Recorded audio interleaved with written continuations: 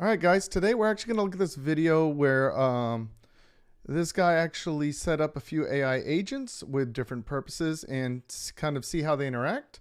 And I'll talk a little bit about the switching to secret language. A lot of these technologies are already, techniques of the past, just modernized. Right? I believe this is all Chat GPT because that globe in the middle is a GPT thing to do. I've always seen the default blue. I've never seen the other colors, but the red's pretty cool. Gibberlinks, I guess that's the way of saying gibberish. We'll look up what that. So anything where you're modulating sound on or any kind of binary data on a different medium, it's called a modem. So modem is modulating the data like binary data onto sound frequencies and creating like peaks and valleys and all. They would call it amplitude modulation. You would pick a frequency, have different like points, and they represent the data, right? And then the other end, it would become sound and sound like that. And the other end would receive it, and it would demodulate it. Hence modem, modulation, demodulation. And it would take all those little blips on the amplitude and decode it and back into binary data. So basically, it's a modem on top of sound waves, a lot like what you would see in really old technology. They did this all the time. Broadcast TV did it, but on radio frequencies, which is electromagnetic waves. Doing it on sound waves. There's like the old emergency broadcast system where you would hear those weird tones before it did the announcement. That's what that was. Your modem, when you're dialing in your phone on a phone line, and you had the old dial-up modems, you would hear all those weird tones. Same exact thing. They're just, instead of doing it on like a phone over a wire, they would just do it over the air, which is what that emergency broadcast system did. So anything that does that's called a modem. The only thing that makes this unique is the protocol, the Gibberlink protocol, and however they just want to represent that binary data. Let's see here. Gibberlink is a project from 2025. ElevenLabs they're big on the voice stuff, so these guys are doing a lot.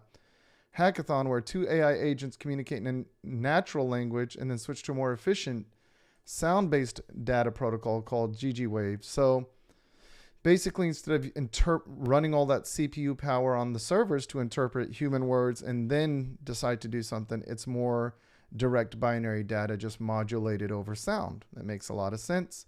It's why they've done it for maybe 50, 60, 70 years now, right? Secret language is faster, cheaper. It's like old technology on new apps, I guess, and maybe an improved protocol. Definitely going to be faster with all the processing power we have today. So if they're talking amongst each other, they don't have to speak human language. They can just modulate binary data and kind of transport it over the air, over sound waves. Just like a television. You have a broadcast station and the TV receiving it. It's the same thing. You're watching the TV, but you're not doing all the stuff in between, right? You're not like interpreting the binary data that's going over the air. It's the same exact thing. So efficiency, sound-based protocols faster and more efficient between machines compared to naturally spoken language, of course. Reduces computational load. That makes sense. So the machines don't have to do all that work. Standardized messaging format. That's the protocol. So if I did protocol called GGWave. Let's check it out. Portable. So it's portable and open source library that allows them to communicate small amounts of data using sound. So there are limits in performance modulating data on top of sound. So that's why it's limited, small amounts of data. It's not going to be like a high-speed fiber or something like that.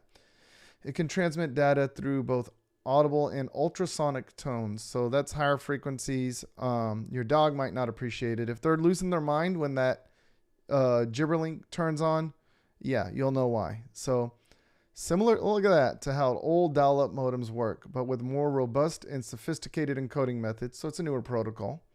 Provides an alternative to wireless communication methods like Wi-Fi and Bluetooth. Since it's over the air with sound, you don't have to pair anything. You don't have to do anything, right? It's like me talking to another person, but in the native binary language, the way that the protocol supports. Frequency shift keying. So this is you have amplitude modulation and frequency modulation, shifting the frequency of an audio signal. So usually the reason that's less popular is frequencies are reserved. They're called channels. So when you have your Wi-Fi channels, TV channels, anything like that, you're locking into a frequency and it blips up and down the amplitude, and that is your channel. That's the primary way of doing things.